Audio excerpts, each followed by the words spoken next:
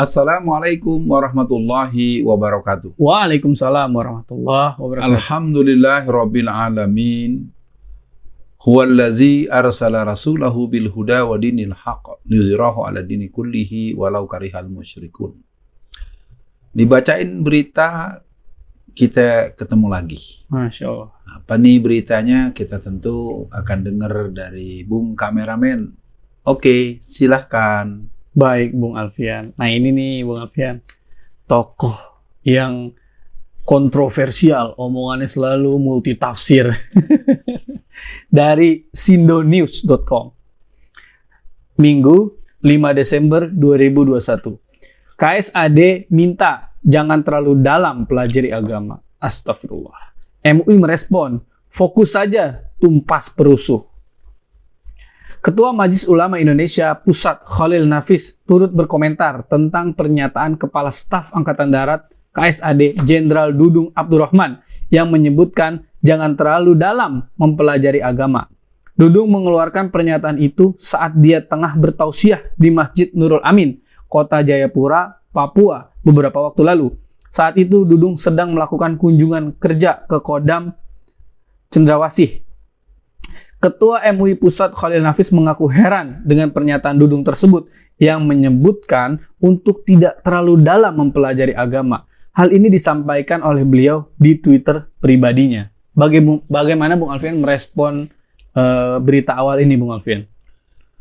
Kita memang perlu melihat manusia satu ini dengan pandangan yang lebih komprehensif ya.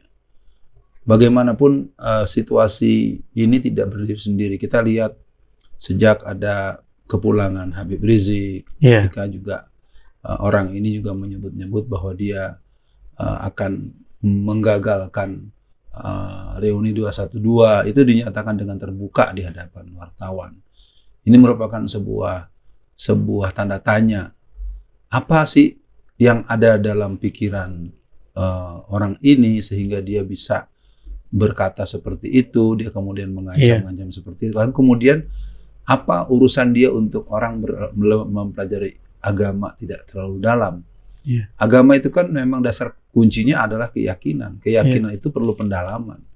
Kalau tidak ada pendalaman berarti tidak ada penghayatan. Tidak ada penghayatan, bagaimana akan ada pengamalan? Bagaimana ada pengamalan kalau tidak ada penghayatan? Bagaimana bisa ada penghayatan kalau tidak ada pendalaman? Yang jelas ini sebetulnya adalah statement di luar kewenangan. Kalau dalam teori bekerja, ini orang tidak profesional. Bukan ahlinya ya? Ya, bukan ahlinya. Maka kan dalam hadis Rasulullah, apabila sebuah pekerjaan dikerjakan oleh bukan ahlinya, tunggulah kehancurannya. Jadi orang ini, pernyataan ini bisa mengarahkan kepada kehancuran, baik secara substansi maupun secara eksistensi. Dan ini sangat tidak elok bagi apalagi orang tersebut punya posisi penting dalam urusan bagian daripada, bukan bagian keagamaan ya, bukan Kementerian Agama, juga bukan pemimpin ormas atau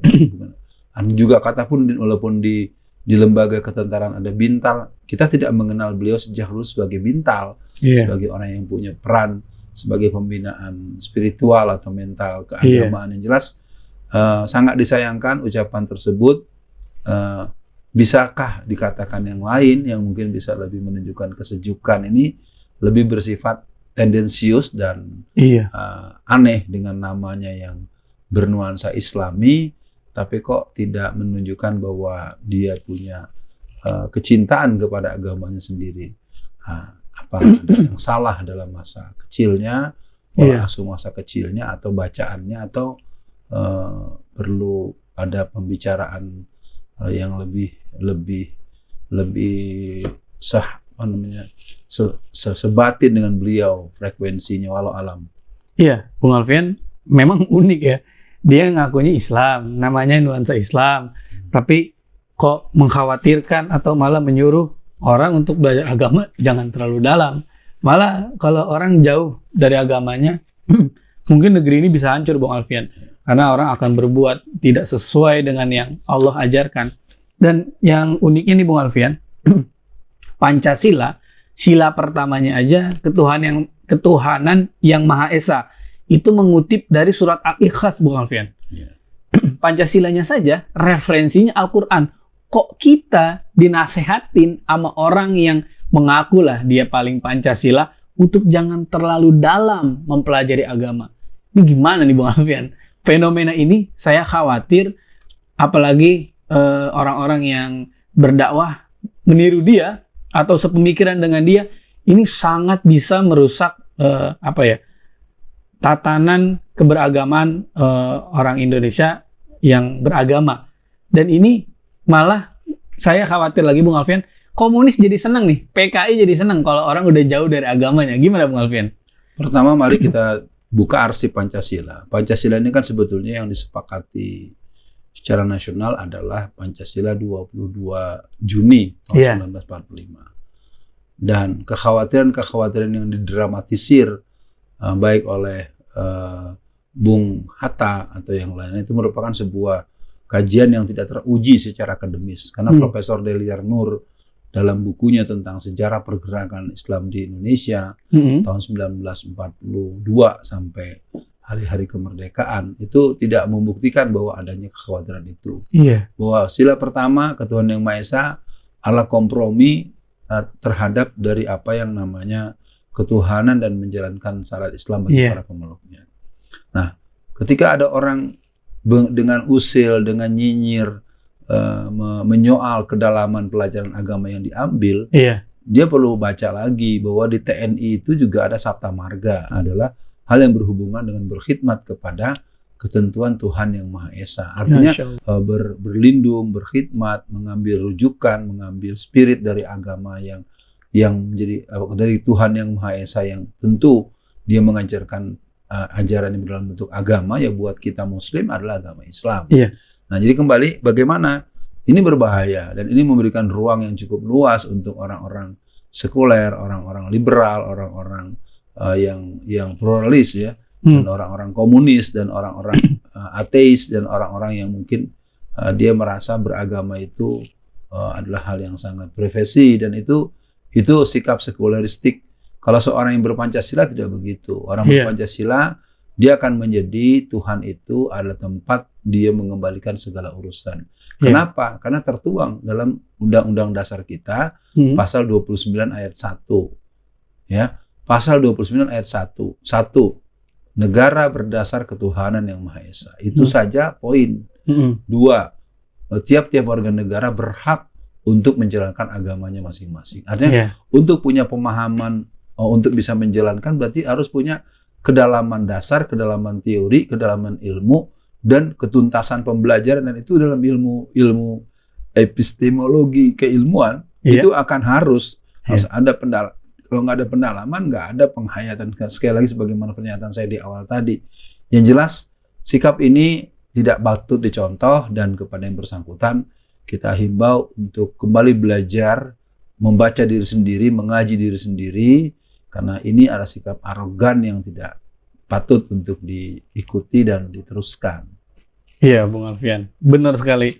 Jadi kayaknya kita yang mengesahkan Allah atau mengikuti sila yang pertama lah, ketuhanan yang Maha Esa, kita malah diajarkan atau dipaksa lah untuk jangan terlalu dalam belajar agama. Ini kan sangat bahaya sekali, Bung Alfian. Ya, Bung Alfian, ini berita terakhir, maksudnya isi berita yang terakhir. Ustadz Khalil Nafis menyarankan pada Dudung untuk mengikuti standarisasi dai MUI manakala ingin mengganti profesinya sebagai penceramah. Sebabnya, Dudung dinilai seharusnya fokus mengurusi tugas pokoknya saja di bidang pertahanan negara sebagai jabatannya di militer. Baiknya fokus saja pada tugas pokoknya, yaitu pertahanan negara dan menumpas musuh dan perusuh dan pembangkang NKRI. Tulisnya di dalam Twitter beliau. Ya, Bung Alfian, mungkin sebagai bagian akhir, ya harusnya sebagai militer, dia harusnya mengajak masyarakat untuk lebih dekat dengan agamanya, karena khawatir masyarakat yang jauh dari agamanya, mereka akan lebih mudah disusupi oleh pikiran pemberontak seperti PKI dan komunisme yang mengajak kita jauh dari Tuhan. Bagaimana Bung Alfian pesannya untuk kita semua? kita dari dulu juga sudah berhubungan dengan TNI dengan baik. Dulu kita pernah punya Faisal Tanjung, kita punya Pak Gatot Nurmantio, kita punya banyak jenderal-jenderal yang mungkin kalau dari segi kejeneralan masih di atas manusia yang bernama Dudung. Artinya orang-orang yang sekarang atau orang-orang yang pernah memimpin dan punya jabatan tinggi nggak begitu kok. Kenapa mereka dulu bisa malah kita ingat misalnya Pak Safri Samsudin dan banyaklah perwira-perwira tinggi TNI Angkatan Darat kan banyak jadi semacam apa namanya ya, idola lah ya di kalangan masyarakat. Jadi kembali kepada beliau diharapkan bisa introspeksi diri dan kemudian sebagaimana harapan dari Kiai Haji Khalil Nafis, ayo mari kita bekerja di bidang masing-masing karena negeri ini membutuhkan solusi.